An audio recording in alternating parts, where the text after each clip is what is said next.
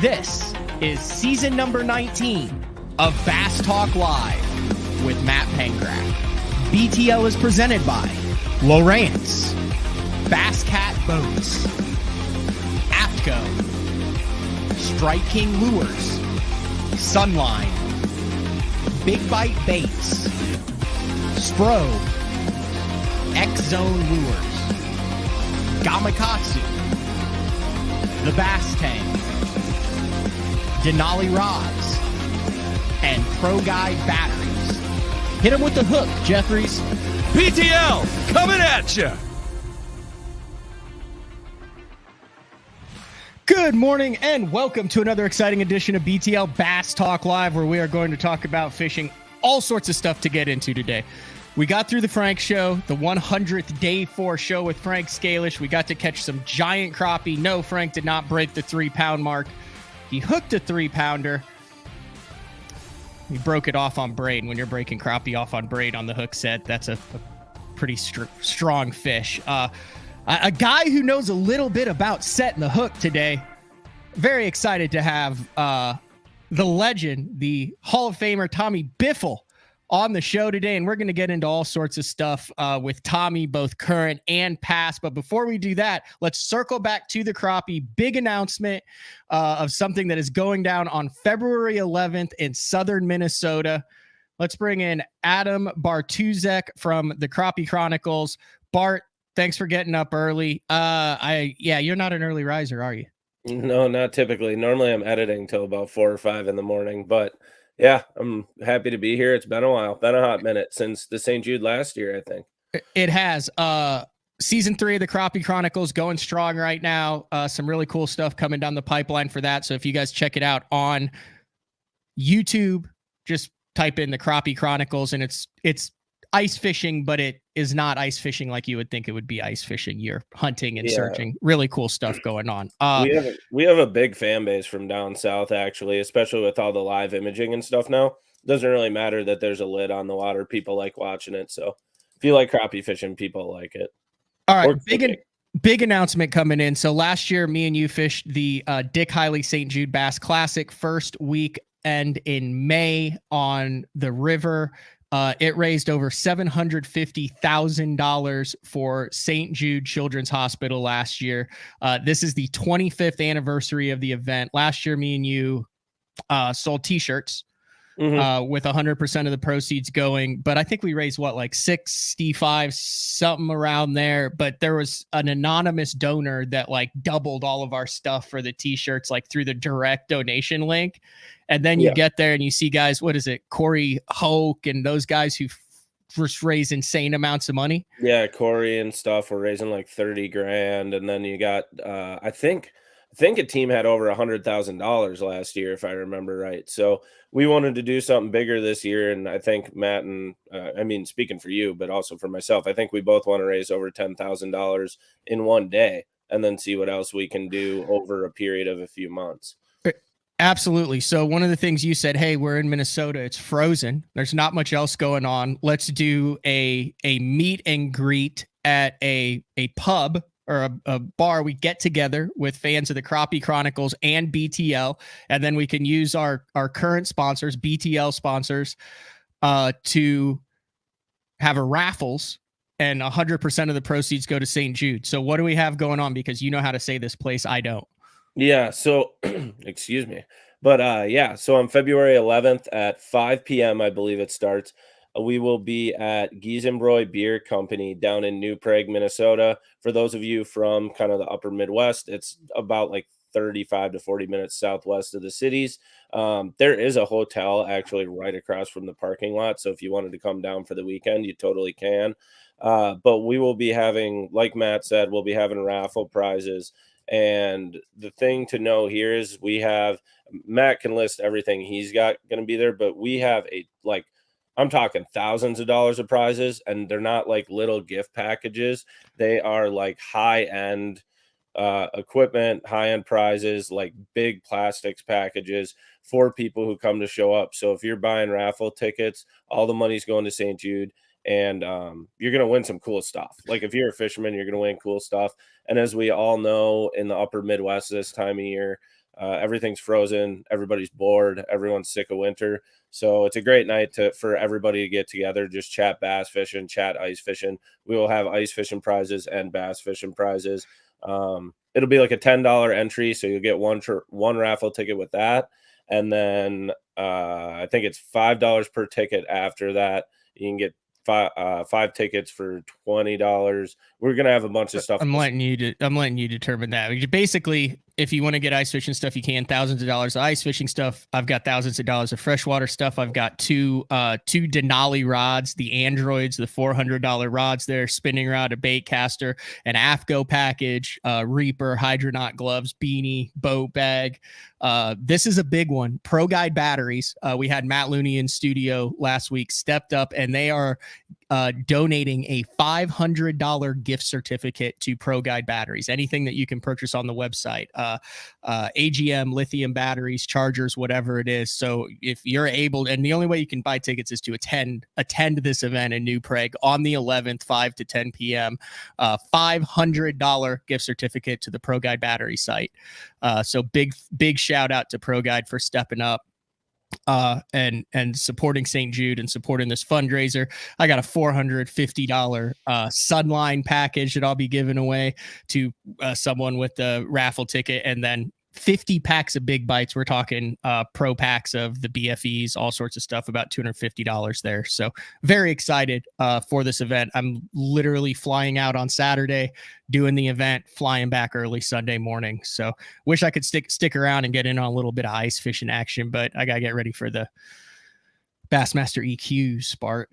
Yeah. And speaking of ice fishing, so ice fishing prizes for people who are interested. We got clams giving away a hub house.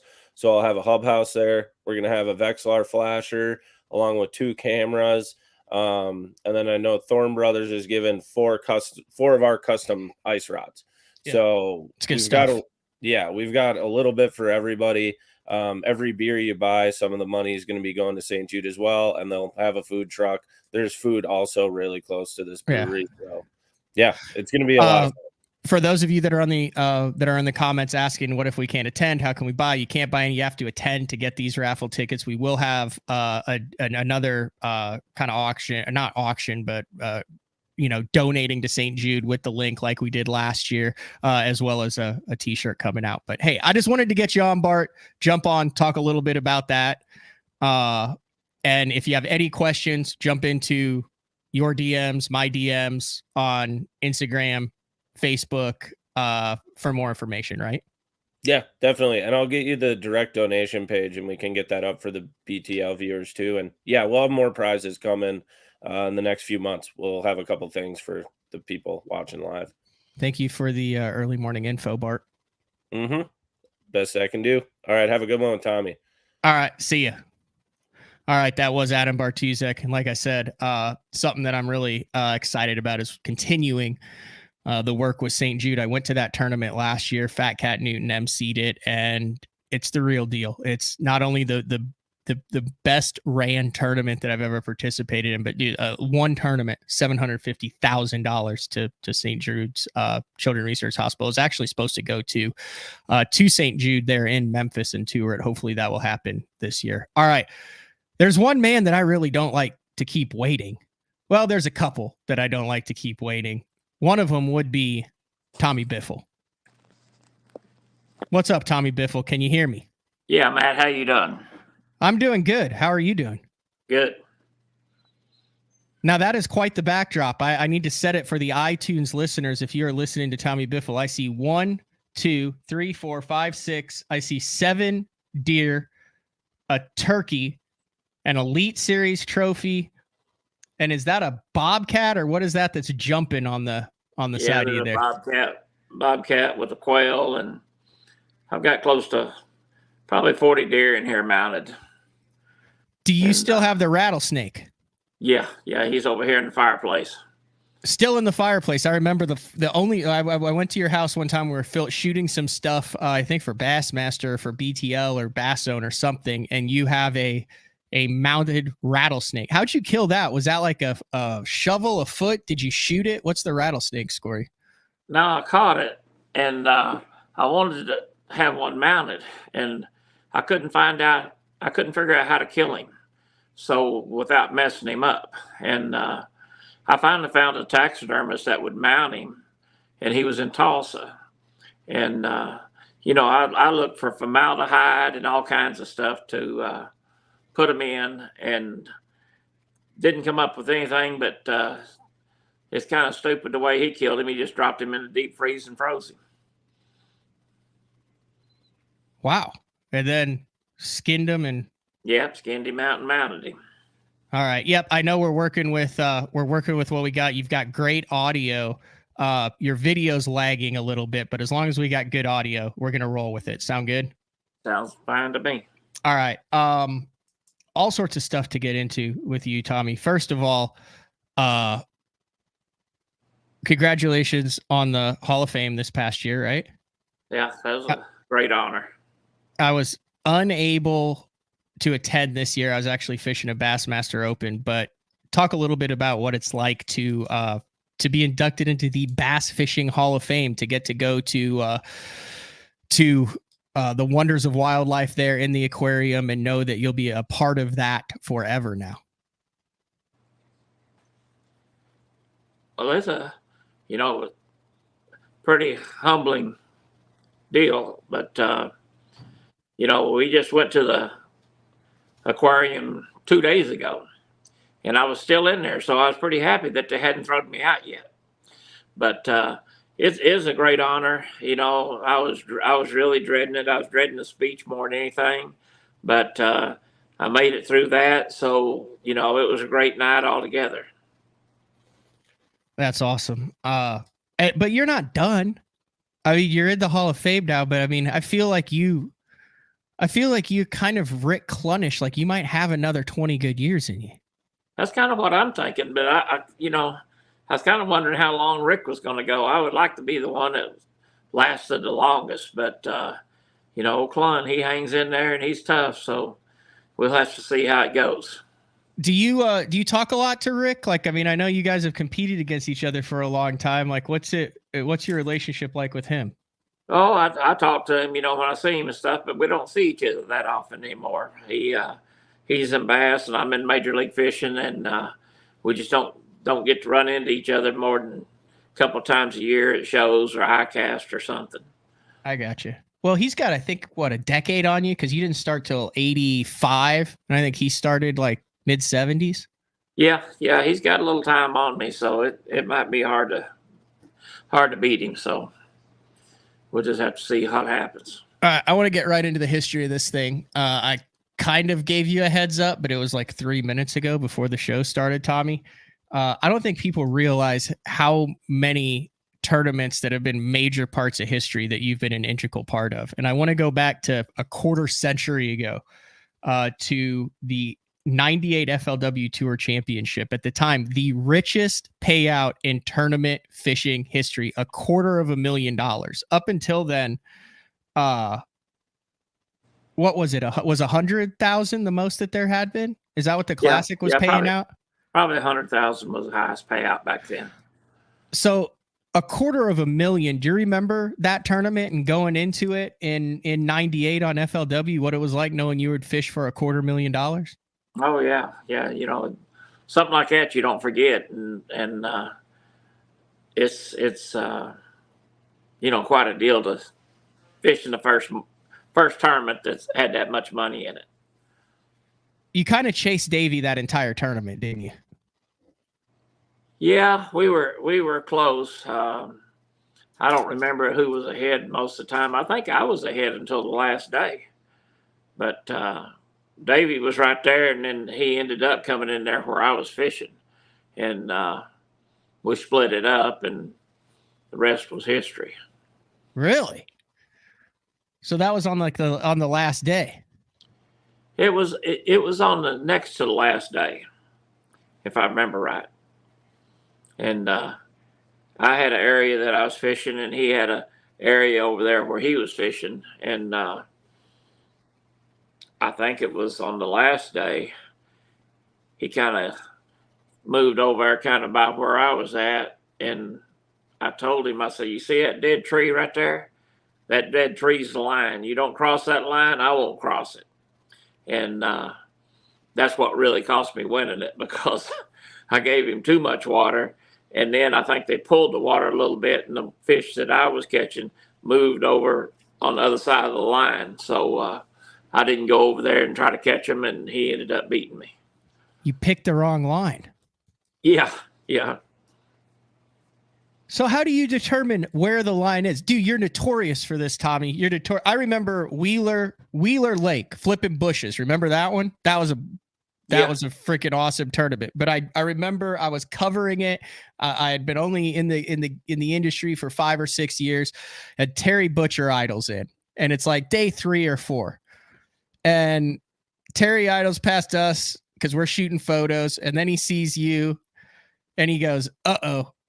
And he said, "Hey, Tommy, what do you do? Where are you fishing?" And you did the old circle with the rod, like, "Hey, I got the whole little backwater back here." And Terry goes, "Okay," and he left. Now I know that's probably Oklahoma professional courtesy. You guys knew each other, but how do you determine who gets the line, where that line is? How does that all go down? Because you seem to be one of the guys who it's like, "Hey, man, Biffle is the best in the business at staking his claim." Well, if you've been there for a day or two, say, tournaments 3-4 days long, and you're up there around the lead, the worst thing you could do when I started was to get in with hell. Back when I started, it was within a mile of somebody, you know. But if you've been catching them and you're in a little area, and you've been catching them, you're in the lead or up there at the top, have a chance to win, then, you know, I'll call from here to there. Mm-hmm. In the area that I'm fishing. So, you know, I don't try to run them plumb off the lake or out of the creek or wherever it's at. But, you know, I'm not going to let them come in there and pilfer 2 or 3 fish that might cost you winning it. Do you think that, I guess, let's say, gentleman's agreement, professional courtesy has changed as we've gone more to social media and we've seen bigger tournaments and younger guys getting into it? Is the on the water courtesy anywhere near where it was when you got started in this game? No, it's not even close. You know, the worst thing you could get blackballed for was getting on somebody's fish back when I first started. And now, now they'll come help you, and you just got to out catch them, out fish them, or run them off, one or the other. I did a episode of The Cull with Dave Mercer. We called it "Whose Fish Is It?" And it's days 1 and day 2. You've got full field, and they flip. In your opinion, you know, if you're in the top 5 after day 1, do you still have a right to those fish on day 2, or a guy going, "Well, I was going to start there on day 1 and he's there on day 2"? How does that work when you have flipped fields? Now, I know you guys are a little different the way that the BPT does their takeoff. Still a lot of people here who listen to this that, you know, whether you're fishing a BFL regional, an open, a 2-day championship for your club, I think there's a lot of beefs on that flipping on the days 1 and day 2. What are your thoughts on that? If you're in the hunt on day 1, you need to really more or less be on the hunt on the day 3 or 4. Okay. You know, day 1 is day 1, day 2 is day 2. If you've run way off somewhere and on day 1 and you caught them real good and you've not seen a boat all day long, and then here comes somebody on day 2, you know, you might let them on kind of fish through there and go on. But, you know, if someone actively hunt you down, and those are the ones you need to run off. That happens. There's guys who actively go, "Tommy's in the top of the tournament. Tommy's leading the tournament. There he is. I'm going to go try to edge my way in." Like, that's actually happened to you. Oh yeah. Yeah. That's wild. But, you know, it's a lot of it's desperation. A lot of it, you know, back then was, you know, maybe you had to finish good. The guy had to do good to make the classic. So there was a lot of variables that's in it. Do you think there's less on the water pressure now because less guys are making a living through tournament winnings and more so diversified off the water to where the tournament is just an aspect of their professional career? Like back in, let's say, the 80s and 90s, there was a much larger percentage of guys whose entire revenue depended on the water performance. Fair assessment? Yeah. But so more beefs back then than there are now, you think? I wouldn't say there's any more. I think as time goes on that there's more people getting used to somebody coming in and, fishing the area that you're in or whatever. More so now than there used to be. Used to be, that was, like I said, that was the biggest no-no you could do. But anymore, it's pretty common practice. When was the last time you had to run someone off? Has it happened in the BPT yet? No, not really, because first thing, we've got 80 great guys. And half of us fish the first day, half of you fish the second day. Right. So really, until you get to the knockout round, you don't know who's fishing where. That's a good point. So you have no right, I have no right to try to run somebody off, So you just fish around them and move on and see what happens. And this all started with me asking about fishing for $250,000 back in 1998. Yeah. All right. Hey, we're going to take our first break of the show. When we come back, I have another on the water question for you, and it's about running sketchy stuff. All right. Because you are legendary for your ability to run sketchy stuff, and I have a specific example on that. So Tommy Biffle from probably the coolest man cave we've had on BTL so far. You said how many deer? I've got close to 40. 40 deer. How many trophies? 10, at least 10, right? Yeah, but trophy's not even out. I see one. I see the one blue trophy. Is that two blue trophies behind you? I think there's four blue trophies over there, but that's just because they didn't have no place else to put them. All right. What other animals? If I remember correctly, you have a leopard down there. Yep, got a leopard, kudu, impala, red stag, bobcat, a couple of bobcats. You got a walleye or some weird fish, if I remember right. I've got a big walleye. I've got a tiger fish from Africa. That's it. And I always said I wanted to have a house full of animals mounted. I pretty much do. I would say that you have achieved your goal, Tommy. All right. It is BTL on a Monday, January 30th with Tommy Biffle. We will be back right after this. Introducing HDS Pro. Watch fish reacting to your lure live with Active Target 2. Get game-changing clarity in the megahertz range with the new Active Imaging HD sonar. Find the richest fishing spots with C-Maps charts. Take full control of your boat with the ultimate fishing system. HDS Pro. The more you see, the more you catch. The new Puma STS has been redesigned from the ground up.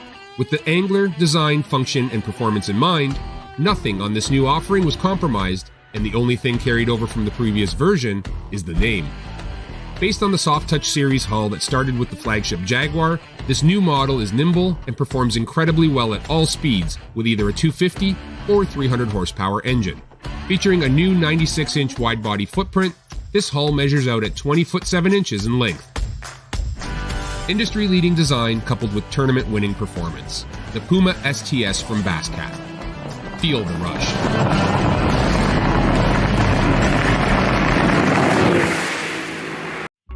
Elite Series Pro Daryl Gleason here. My Pro Guide batteries keep me going on those long tournament days and long practice days. Always plenty of juice, never fail. The best part about Pro Guide batteries, it's the people behind the company. They have over 40 years experience in the battery business, keeping all of us fishermen out on the water longer, catching more fish. Check them out at ProGuideBatteries.com. What's up, Bass Talk Live fans? Brandon Polnick here. And ever since I won a couple Bassmaster Elite Series events on X-Zone Lures, I've been getting a bunch of questions of what makes them so special and different. And really, the truth is, it's in the details. The little details, things like no cheap fillers in their plastic. That gives you more lifelike action, more realistic and vibrant colors. But Don't just take my word for it. Go to www.xzonelures.com and check them out for yourself. All right, welcome back, BTL, on a Monday with the man, Tommy Biffle, and we piqued some interest, Tommy, when we mentioned the walleye. We have well, his login name is the Walleye Channel. For like 3 years now, he's been talking about catching walleye on topwaters.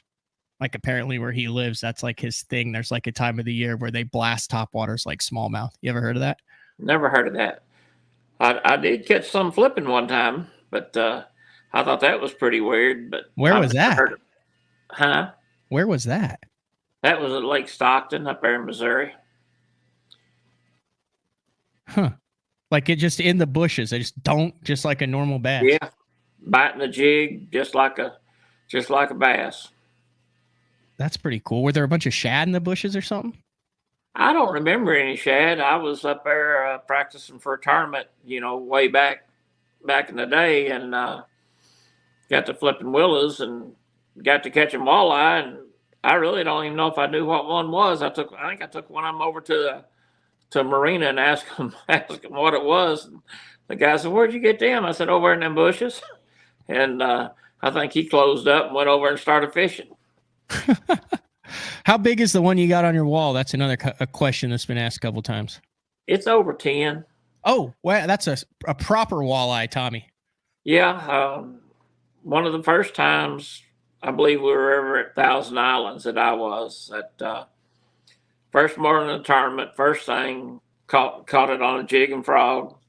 And I thought, oh, that's good eating. I'll eat him tonight for supper. And put him in the live well and got back to the campground and found some guys that had a knife, and they said, "Oh, you better keep that, and you better keep that," when they taught me into mounting it instead of eating it. So that's how I ended up with it. You caught it on a jig and pork? Yeah. So it was a minute ago. No, it was a long time ago. Probably the first tournament that I went to Thousand Islands. Were you dragging it or were you flipping it in the grass there? I was pitching on the grass line on the edge. I got you. That place has changed a lot from when BASSNF and tournaments started going there. Like just as far as weights and fisheries and how that fishery changed. It's a really dynamic fishery now. Yeah, I thought it was great, back first time we went. But it's way, way better now than it ever has been. Speaking of the northern fisheries, when was the last time you were on Oneida? I think I was on Oneida probably a tournament or two after I won the first time. I think I've been there a couple of times since. I'm trying to think. Help me out here, Tommy. Has there ever been a major bass tournament that completely changed how almost all of the locals approach a fishery? No. That tournament that I won, it runs the largemouth fishing in that lake. How good was it? Well, it was good because nobody fished for them. Yeah, they all fished for smallmouth. You ask anybody, and you could not win the tournament on largemouth, and so that left the lake wide open for me. All right. So for those who are not historians of the sport, it was what year was that? 06, 07, somewhere in there? I couldn't even tell you. Oh, wait, hold on. I'll pull it up here in a second. 1 second.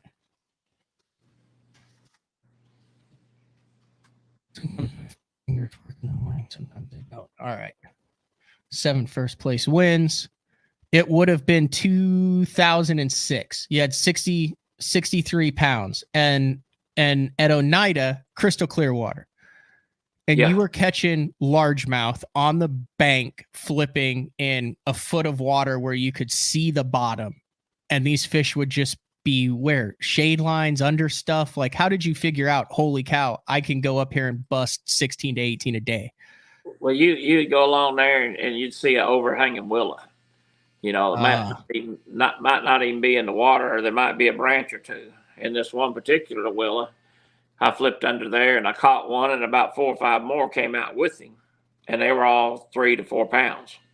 Ooh. And so then I started looking, and anything you found like that, any undercut bank, any little old briar bush that hung over the seawall that made a little shade and made a little dark spot in there, you could run those and catch them everywhere you went. So that's what I did. And did you have any of your buddies that were in the tournament going, Tommy, you can't win it on largemouth. You gotta mix in the smallmouth, or did you even tell anyone?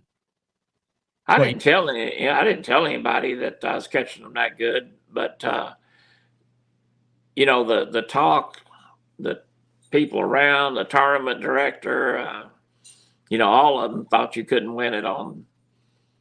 They'd make a big deal out of it when you'd have 15, 16, 17 pounds of largemouth and no smallmouth in the bag. And you caught a 5 on the first day. Hey, listen, this is from a Bass Fan article from October 2nd, 2006. His stunning largemouth sacks, including a day 1 5-pounder, shocked even locals. It was old school fishing at its finest, but with a twist, because he fished in literally inches of gin clear water. Yep. Yeah, one of the coolest things was the last day.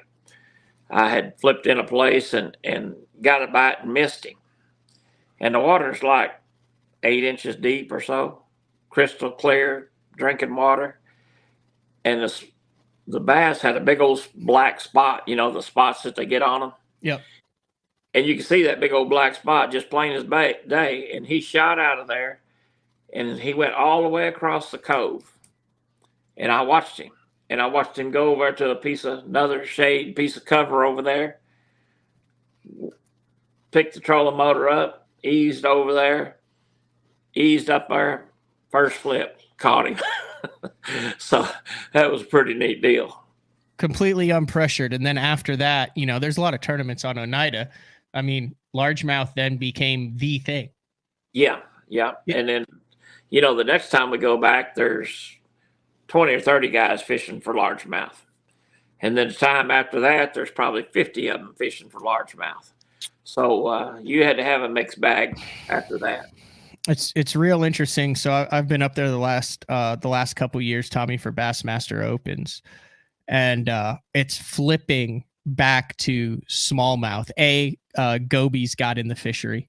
So the smallmouth are now that had been pelagic bait fish chasers, perch, the diving gulls, all that.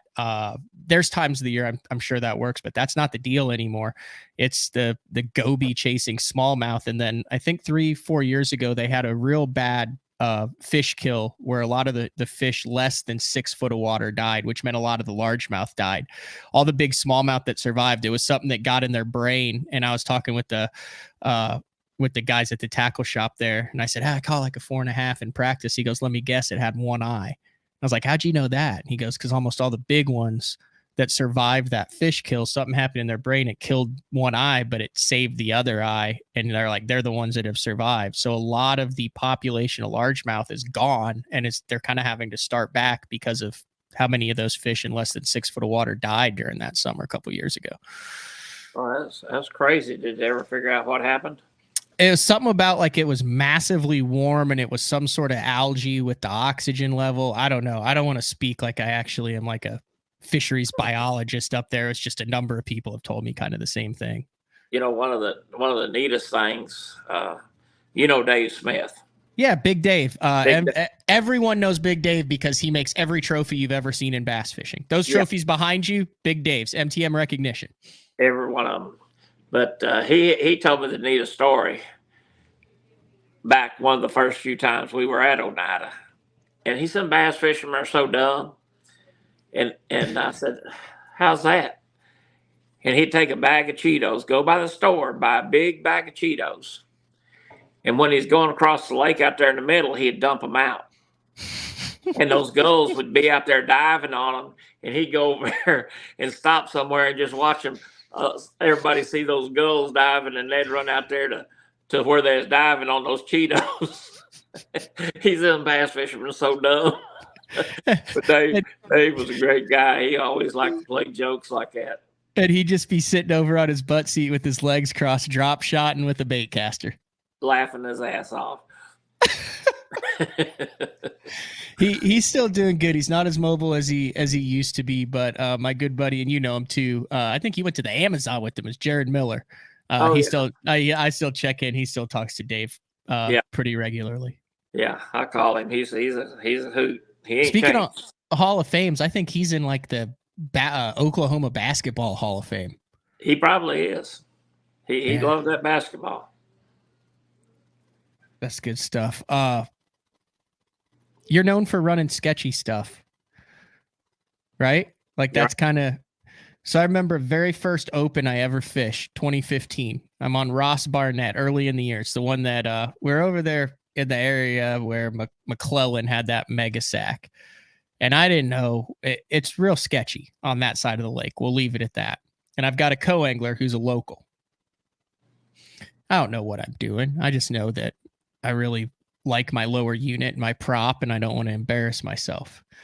And there's kind of like an island deal, but there's like metal sticking out and stumps. And this local I was with, I was idling, and he's like, "Do you know where you're going?" I was like, "Absolutely not." And he goes, "Well, you can kind of angle over this way, blah, blah, blah." And then we hear, and it's boat running. And he goes, "I have never seen anyone run this in 30 years back on this flat." And I said, "Yeah, we can't tell who it is." And he goes, "That guy's either a local or has a death wish." And it's getting louder. You pop out of this deal and you are trimmed up and hauling ass, Tommy. And this guy is shocked. And he goes, "You think he knows where he's going?" And I was like, "I have no idea." He goes, "I've never seen anybody run that." And you were just, wow, God, right through it. He's like, "That's the craziest thing I've ever seen in my life." And then you're gone. And then we went fishing. Obviously you didn't hit anything, but I mean, that's pretty much par for the course for how you run stuff, right? Yeah, I'd always tell everybody, I run on the theory, if you don't see it, it's not there. Sometimes it is, sometimes it's not. But most of the time, if you'll run wide open, trim it up, you'll make it. So what does most of the time mean? Like, have you ever found yourself in a real pickle because of some boat driving? Oh, yeah. Yeah, I've been, I can write a book on real pickles and dumb stuff that I've done. And I wish back then I had a GoPro camera on my boat, because I would have some of the neatest video there ever was. But I have pulled a lot of stunts in my career. Care to share any of them? Well, I mean, I can give you some for instances. Let's hit us with some for instances, Tommy. I had down in the coast, down there on like Pascagoula, down there where it's little bitty rivers, not like rivers we have here, but more like big creeks. Mm-hmm. I had my sponsor, Solar Bat, was with me. He was fishing a tournament, and we're running back to weigh in, and we're running down those little old creeks and rivers, and we come to a corner, a right-hand corner, and there was a guy over on the left bank fishing. There was a guy tied up in a tree, crappie fishing. Well, we come down there, and they just pop up on you. We're running wide open. Yeah. And you don't have no choice but just to keep her hammered and keep going. Well, it was such a sharp corner that the boat spun all the way around. And it luckily got pointed back down the creek, and I just and never slowed down. And I never said nothing. And we got to the weigh-in, and he said, "That's the damnedest thing I've ever seen." I said, "You've never done a high-speed donut before?" And he said, "No." He said, "You waved at him when we went around." He just couldn't get over that. But, what else you do when you wash them out on the bank almost, you got to wave at them. Yeah. But, so you did a 360 on the curve and then hooked it back up. Yeah, never missed a beat. probably didn't lose 2 or 3 miles an hour when it did it. Wow. And then we had another one down there that it was back when the mapping first came out. We hadn't had them very long on the units. Yep.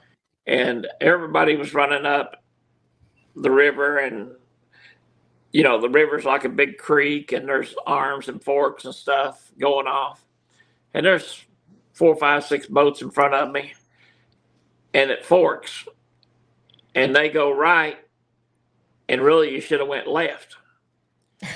Well, the first 3 or 4 or 5, however many was ahead of me, they're hitting the bottom. They're stuck in the mud. Well, there was a long peninsula of cattails coming out, making the fork. Right. So I saw them hitting the ground. Well, I just turned it hard as I could right. And well, right there's a big wall of cattails on that peninsula.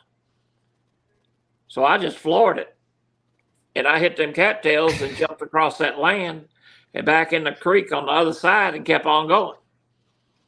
And it looked like a James Bond movie, and everybody saw it. But, they go, how'd you? I said, well, I didn't have any choice. I said, it's either get stuck in the mud or take my chances of jumping that little piece of land and hoping there wasn't a log there. And luckily there wasn't anything there. And I never slowed down. How much better have boats gotten at handling than they used to be? Like, I remember Harold Allen being like, hey, the first thing we used to do is put the boat up and sand the bottom of it so it was faster. And I'm like, really? Like, how did that help with handling? He's like, it didn't, but it made it 3 miles an hour faster. Yeah. They handle a ton better now, and the power steering and everything. They used to be back in the day. They used to be a handful. Oh, that's right. So all like these stories you're talking about, you're not dealing with power steering. You're turning the dang thing. Yeah. And you probably didn't have a hot foot either. Yeah, I had the first hot foot of any bass boat probably ever made. Really? How did that come about? I had went to the boat races up in St. Louis and seen a hot foot in those race boats and bought one before I left. The first tournament I go to after I put it in my boat, the Lake Patrol, when I went through boat check, pulled me out of the line and wasn't going to let me fish. And I showed him how it worked. I said, look, I can get thrown out and it'd go to an idle. Well, then after that, it was a great deal. But I'll bet you I had the first hot foot in a bass boat. You have any idea what year that would have been? Roundabouts? Were you running the NASCAR Ranger back then with like the jersey like that? I feel like that was one of your iconic looks, Tommy. This was way before that.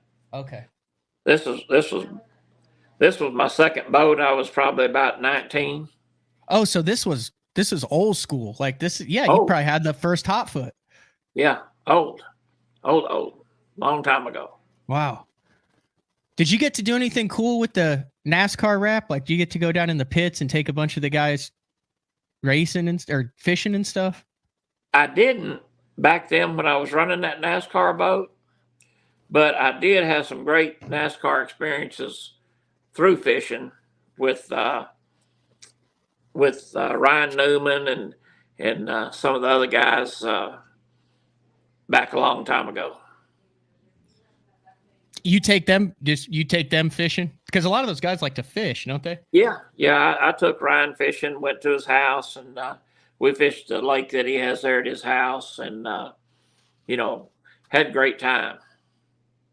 I'm trying to find a picture of you because I don't know why. Maybe it's just my age, but that is like seared into my young memory. It was like, here's Tommy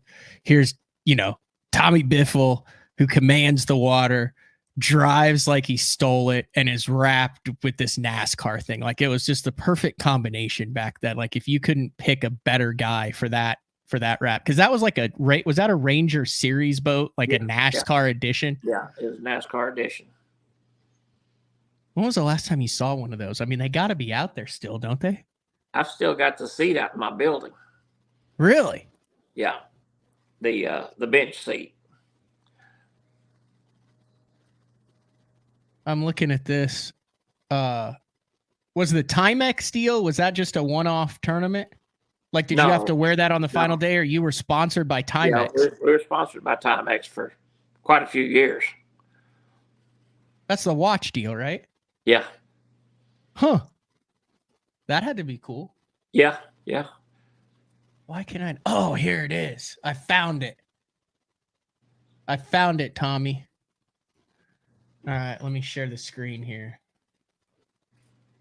Let's bring back some. Boom, there it is. Yeah. You had it was a yellow jersey, old school jersey, Ranger, NASCAR right across it with the checkered flag. Yep. Yep, I believe there's still one of those shirts up there in the closet somewhere. Why is that in a closet and not on the wall? I don't know. Deer's on the wall.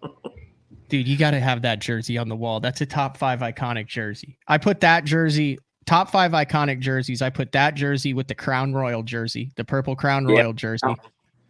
That's got to be in the top 5, don't you think? Probably was. It probably was.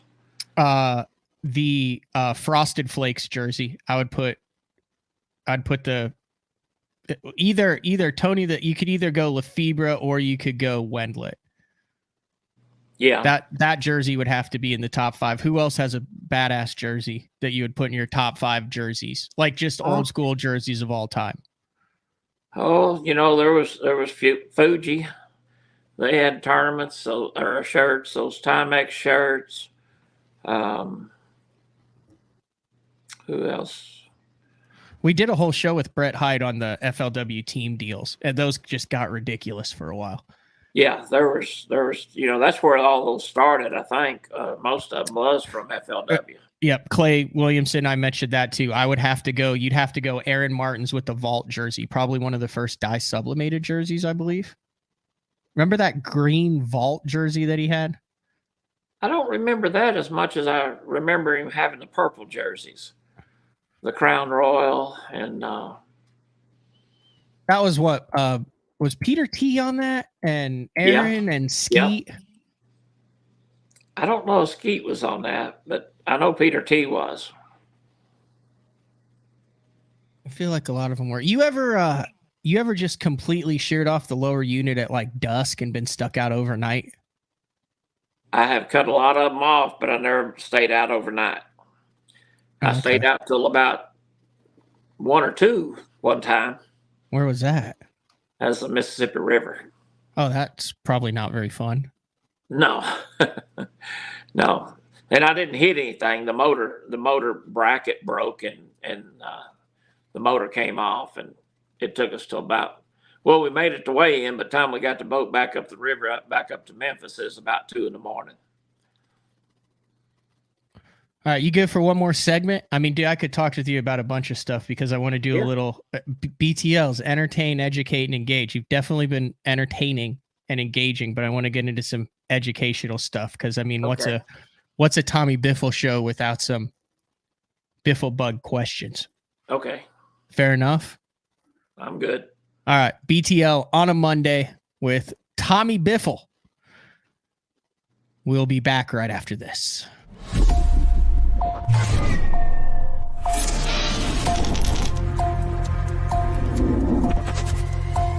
Everything you need, one legendary brand. Taiwan Strike King. Hey guys, Gerald Swindle representing the AFCO Hydronaut. This is the jacket I love wearing when times is tough, and I'm talking about the weather, not the fishing. The jacket, what I like, I got a double cup right here. I can seal up the bottom of my jacket because when you're fishing, you're holding your arms up. You're bad about getting water that runs downhill. Everything bends good. I'm long arm. Look, it fits very comfortable. My arms is flexible. I've got the speed hood on, pouring down rain. I can get everything zipped up. One thing they did is they made plenty of pocket space. If you ain't got enough pockets in the Hydronaut rain suit, you just got too much stuff. From the water membrane, that's 30K, baby. 30 times the reason you ain't gonna get wet. Super warm. If it's cold in the wintertime, you put on your Hydronaut, you're gonna be a much more comfortable person. If you don't want to just look sexy at Dairy Queen, Wear your hydronaut. We got it from small to 5X. Most rain gear does not come in that many sizes. You got waist adjusting straps. We can make it fit you. No matter what the environment is, we want you to be comfortable. We want you to be dry. You gotta check it out. It ain't gonna let you down. I'm the kind of guy that never leaves the house without a pocket knife, and Gamakatsu's come out with the EDC series of knives. EDC stands for everyday carry, so whether you're on the water or off, you can always have it with you. The best thing about it to me is that assisted open feature. With this D2 blade, you've got it right here at your fingertips, so if you can't find your scissors, you need to cut a knot, you need to cut your braid, you've always got it. Make sure you check it out. Never leave home without your Gamakatsu EDC knife.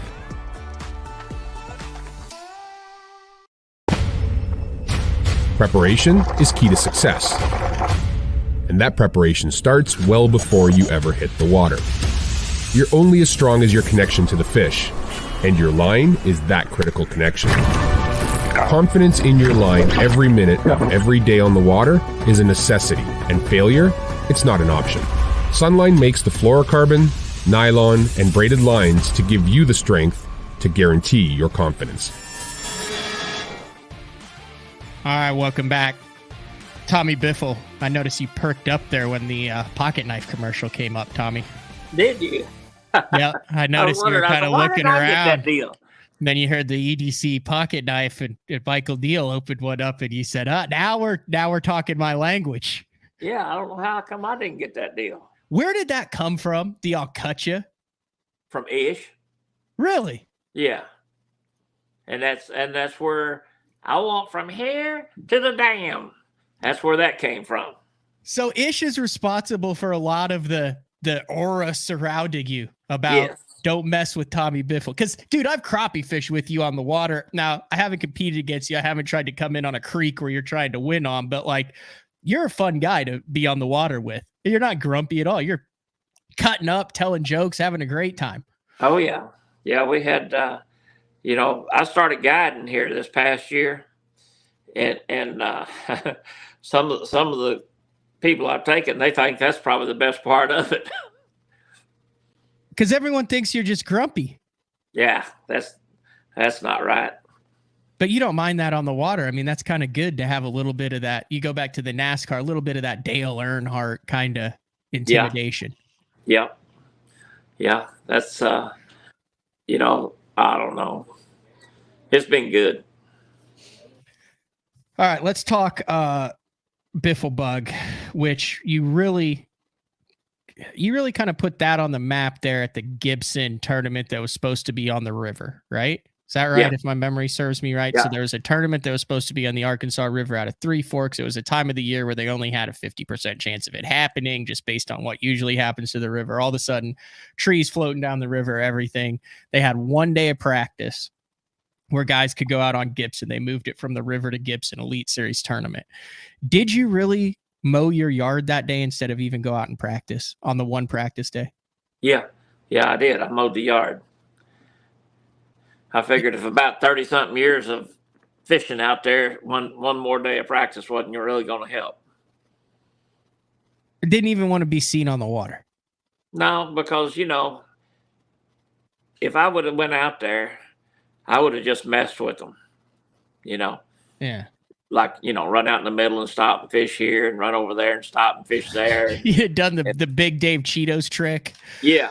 And for the guys that are looking and, wanting to know where you're at and stuff, then that just messed them up.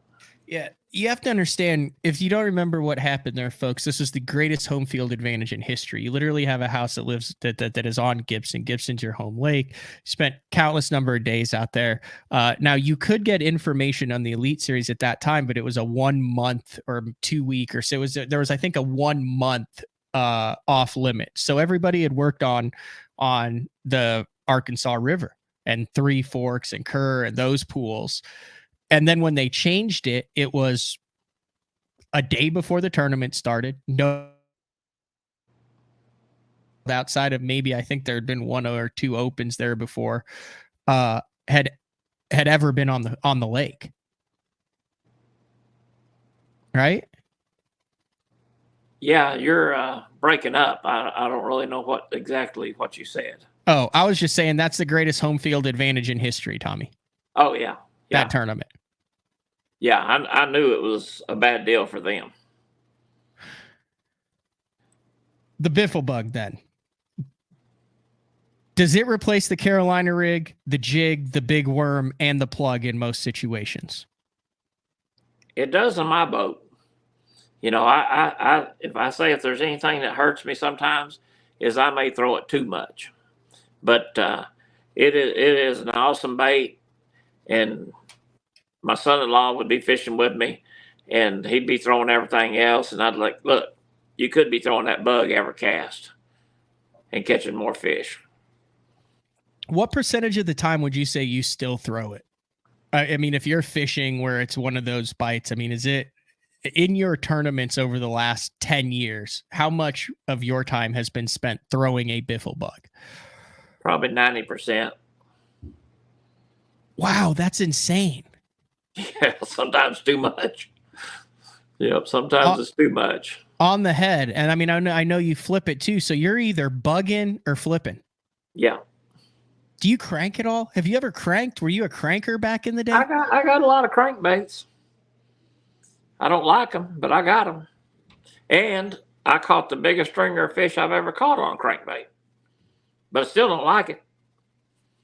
Wait, let me see if I can get this off the top of my head. Was it a 31-15 bag to come from nowhere to win the Megabucks tournament? No, I caught them on jig. What was your big string? Was it on Falcon? No, it was at Chattanooga at Chickamauga. And it was not during the tournament, but practice for the tournament. Ah. And that was back, well, the grass has come back now, but that was when the grass was there the first time. And you could stop on little cuts going up the river and catch at least a 7 to 10 pounder on every place you stop. Sometimes you catch 3 or 4 or 5 off one corner. And I always said that's my biggest bunch of fish I ever caught. And how far? Go ahead. Then come back for the tournament and they dropped to the water 3 feet. Yeah, typical. How far behind were you in that Megabucks tournament on the first day when you came in with like 32 on the second day?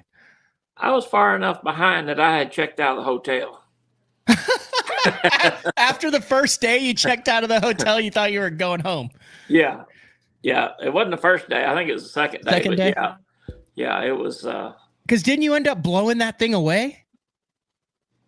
I did, but I didn't win. You know, they start over on the whole course. Yeah. And I ended up not winning it, but I did beat them pretty bad, I think, on the overall. Yeah, I was looking at the overall. It was. Well, it shows that you finished first on this. I remember kind of covered that. It was Youth, 73 pounds, and then Larry Nixon, 64, Randy Blockett. Oh, okay, that's what I say. No, yeah, I see what you're saying there. There's some of the different weights. But you just smoked everybody there. All right, what do we got going for this year? You excited for you're going into the 5th year of the BPT.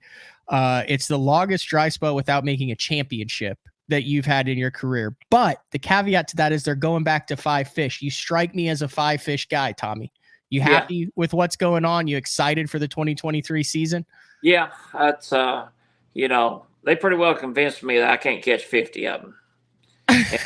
and back when I do seminars and stuff, in my seminar, I would always say, I would rather get 5 or 6 bites a day as to catch 50 little ones. Well, that's not the case in Major League Fishing. 51 pounders is 50 pounds. So, I'm really excited for it to go back to 5 fish. Any particular derby that sticks out to you? No, not really. Long time ago, I quit going, well, I like this lake. I did good here 2 years ago, or I like that lake. And just kind of take them as they come. And I like it. You're not slowing down. You're going as long as you can. You're going to try to catch a Rick. Yeah. That's good stuff. What else you got? Anything you want people to pay attention to, visit, see? You got it. Do you have a YouTube channel or no TikTok? Are you a big TikToker? No, I'm not a TikToker. I do have Facebook and that, but tomorrow night, if it doesn't get too icy, I'm gonna teach a crappie seminar at Tulsa Tech over in Owasso.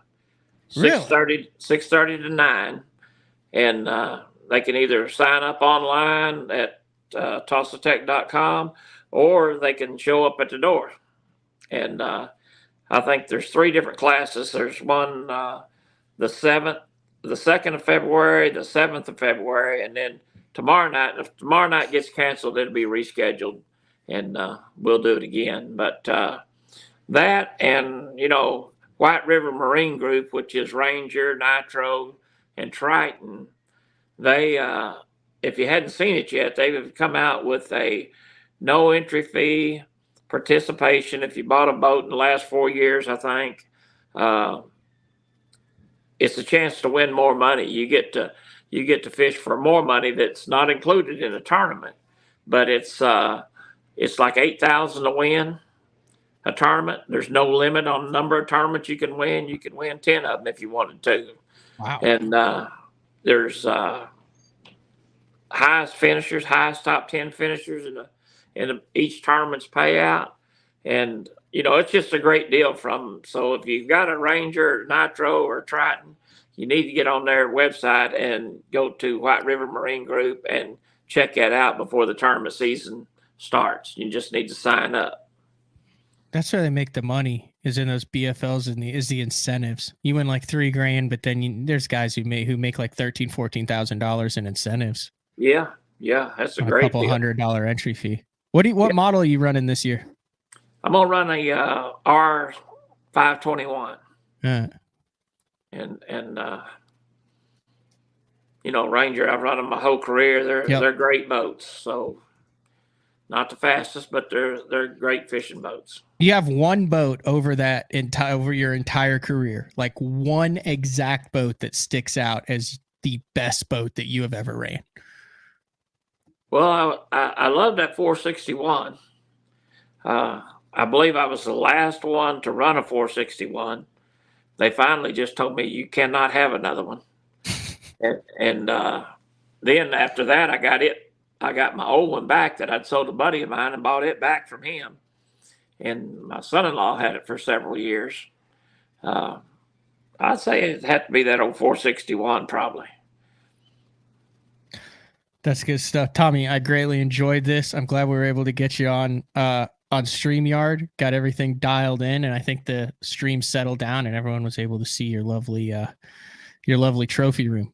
And hopefully you're going to add some more trophies to it.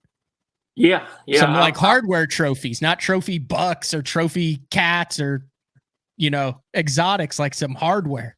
Yeah. That means you got a good check. That's what I need to do. I got you. All right. Well, thank you very much. Don't forget, when we hang up, your phone is on Do Not Disturb right now. So you will not hear any texts or calls or anything. So take that thing, swipe down in the right corner across, hit the little crescent moon, turn it off, Do Not Disturb. You move on with your day then. All righty. I appreciate you, Matt. All right. Thanks, Tommy. Okay. All right. That was Tommy Biffle. And dude, he's an OG. I remember I was telling a story to one of my buddies. I don't know if I haven't told it on air. Was we had a Gene LaRue media event a number of years ago at Toledo Bend, and the crappie were really biting. And it was one of those deals where there was the tournament on Toledo Bend and then 3 or 4 off days and then another tournament. But there was a day or two after that, and it was right when Spot Lock had come out, and Terry Scroggins and Tommy, big crappie fishermen, were like, hey, we're sticking around. We have some brush piles that these things are just absolutely stacked in. So I went with Big Show. Big Show had Spot Lock. It's blowing. It's windy. He said, hey, watch this. Hammer, which is brilliant because you don't have to know anyone's name if you just call him Hammer. And he hit Spot Lock, and we're slaying the crappie. But Biffle didn't have Spot Lock at the time. He was the first one with the hot foot, which is not surprising, but he didn't have Spot Lock. And I remember I think he got Spot Lock after that, but he was tied. Biffle tied up to Big Show's boat. So we had 2 boats with 1 spot lock. And I was like, holy cow, I'm crappie fishing with Tommy Biffle and Terry. And it was a freaking good time. So we've got a lot of stuff going down. I've got an update on the color number 7 from day 4. We have a tournament that is won by probably one of the top 3 hottest guys going right now, Dakota Bear, mega sack to win the Southeastern Toyota division. And then an update on a bonus show. We have a bonus show tonight with hundreds of dollars of giveaways. And this is one of those deals with having the studio at the house, really trying to take things to the next level in 2023, reward the listeners, reward the viewers. We'll talk about all that when we come back. It's BTL on a Monday. Big shout out to Tommy Biffle. We will be back right after this. Are you looking to install your own fishing electronics? The solution is the Bass Tank Power Harness. It takes the guesswork out of installation. No more voltage issues or interference. Designed by an engineer so that you can get professional results right there in your own garage. Installation done right with the help of the Bass Tank Power Harness. You can feel confident knowing that your installation was done right. The Bass Tank Power Harness. Give us a call or order yours today at thebasstank.com. Get the best patterns backed by tournament data. Start by finding the best 10% of your lake. Know exactly what to look for and what to throw. After that, just put them in the boat. Try the Deep Dive app today. The great thing about the new Sensation soft plastics from Big Bite Baits, heavily scented, super soft, buoyant, comes in 7 great new shapes. I've got a couple of them of my signature series, the cliffhanger worm and the ramtail craw. Great for a flipping jig, football jig, swim jig, all that. Several other great shapes. Really excited about it. We've worked over the last year, catches fish all over the country, and I think it's going to catch fish for people everywhere you try it. The Spro Little John crankbait has been around for almost 15 years, and it is one of my go-to crankbaits whenever I need a fish in the boat, so you can never have enough new colors. That's why Spro's coming out with a handful of new colors, including Pearl Shad, which has this bleached out white look, but it's got this pearlescent, really pretty. We've got Copper Shad, which looks amazing in the water. It's got that purple flake on the back, really pops in the water. And then if you want some real pop, we've got Sparkle Shad, nothing but sparkles all over this thing. And then last but not least, we've got the matte Sexy Shad, just a really different looking color for a crankbait. So you want to give them a little different look, that matte Sexy Shad is definitely the one to go with. All these colors are available in the original Little John and the MD. Have you considered purchasing new electronics for your rig? The type of mounts you choose to protect your investment should be part of the decision-making process. No matter if you prefer 1, 2, or 3 graphs up front, Beatdown Outdoors has a solution for you. Adjustable, versatile, rigid, and made in the USA. What's your ultimate electronics setup? Check out the full selection of Beatdown Outdoors products by visiting beatdownoutdoors.com.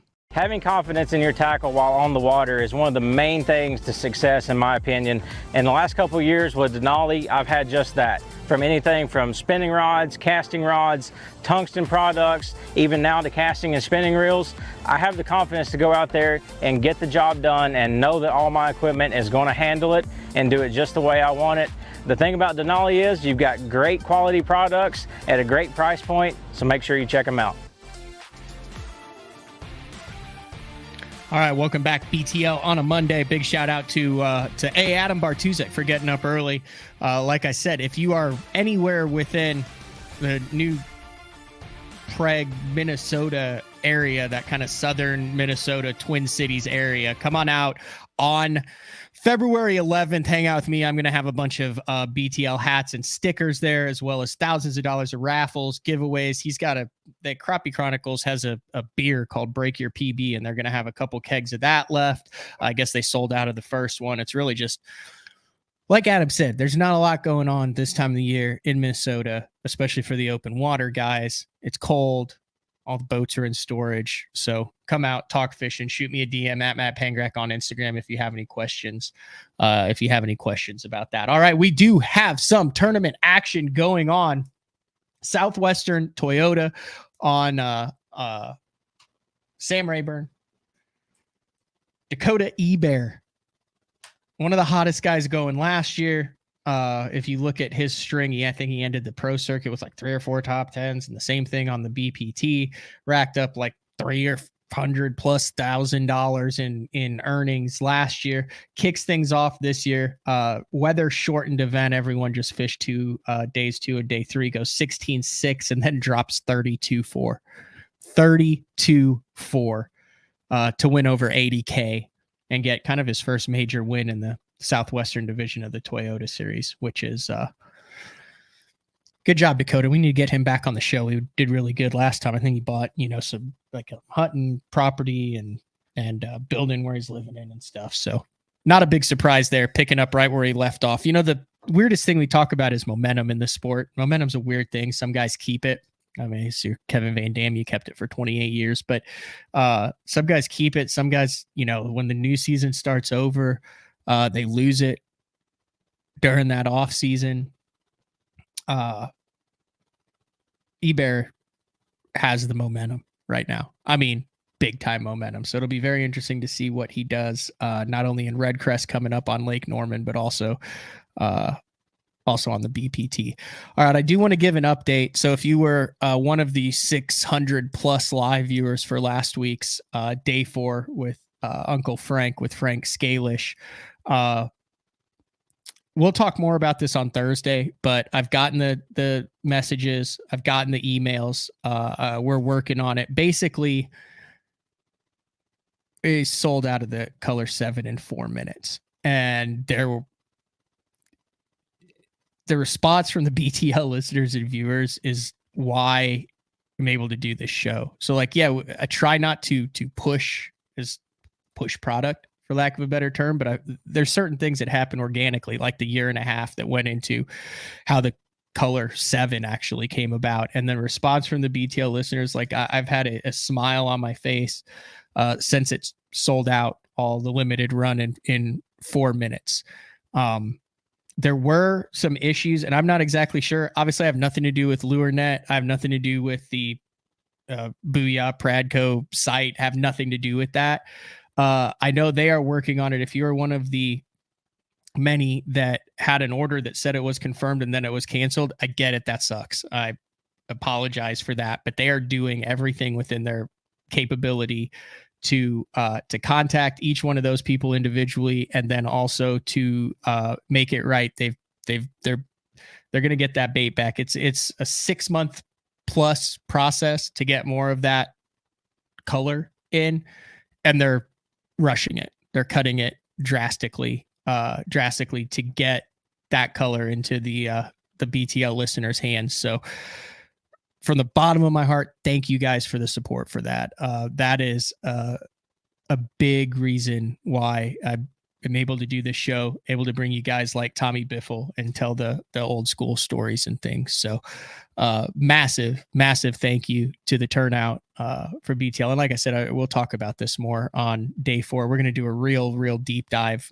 for the next couple of weeks on day 4. Speaking of what we have coming up for BTL, bonus show tonight. Bonus show was working on trying to get Dave Mercer on. I do the cull, which is where we kind of do a back and forth 7-8 minute show with him every Monday, drops every Monday on the Facts of Fishing YouTube channel and podcast platforms. And we usually have Mercer on to talk about what's going on in 2023, what the Elite Series looks like. But I've had a lot of really good off the record conversations with him over the past year, since we kind of started this cull thing about the social media and the podcasts and the fishing world and how media is being consumed by the fans and where professional anglers fit in it and where the YouTube fits in it and where the podcasts fit in it and how it all works together. In addition to the fact that we're less than a month away from the Elite Series kicking off. So I was looking at our schedules. We were trying to get him on, and I said, dude, when we went live last week in the evening, I said, the viewers and the response was awesome. I said, let's just do an evening show. And he was 100% on board with it. So kind of cool deal tonight, 7 p.m. Central Time, 8 p.m. Eastern time. And then if you guys out on the West Coast, you can figure out what time it is. But Dave Mercer will be live. And I can't remember any other show that Dave said. We'll be taking instant feedback questions. And we'll be giving away some AFCO stuff. I've got, if you listen, I've got a pair of the size large. I'm 6 foot 180. And those larges are a little big on me, which is what I like. But the sweatpants, the AFCO sweatpants that I talk about that I like to wear under my Reaper stuff. And then Mercer's going to have some stuff to give away too. But Dave Mercer, we're going to do a BTL show, but that doesn't mean we're not going to do a show on Tuesday, because Tuesday we're going to come right back and we're going to go with elite qualifier, former FLW tour winner, Casey Scanlon is going to be on the show. First time Casey's been on the show for a while. He's going to be on Tuesday along with Dave Rush from Best on Tour to talk about some of the top things that went on in the industry during the month of January. And then to kick things off Wednesday, February 1st, weather permitting, in studio, Brad Hallman, as he prepares to leave for Florida to go to the Elite Series. It'll be the first time that Brad has been on in 2023. So he'll either be in his studio, in his office, or in studio. Like I said, it just kind of depends on the weather. And then day 4 on Thursday, and then we got a good show the following week. Pete Robbins. I think this is going to be probably one of my favorite shows that I've done in the past 5 or 6 years. Don't want to let the cat out of the bag. Don't want to let the cat out of the bag yet on that. But all right. I was unable to watch any of the football stuff that went down. I can tell folks aren't happy, though. Some folks are happy. Last week's guest, Kevin Rogers, I'm sure he is going to be happy because he's a big-time Chiefs fan. Guys who aren't Chiefs fans, Bengals fans, the Ohio crew, probably not very thrilled with how it went down. But that is all we got for today. Big shout out, Tommy Biffle, Adam Bartuzak. Tonight, 7 p.m. Central Time, Dave Mercer live. Lots of AFCO giveaways, and your opportunity to ask Dave and myself questions. We're going to do a regular podcast episode and then incorporate some viewer feedback into it. So this has been another edition of BTL Bass Talk Live. We'll talk to everybody later tonight with Dave Mercer. See ya.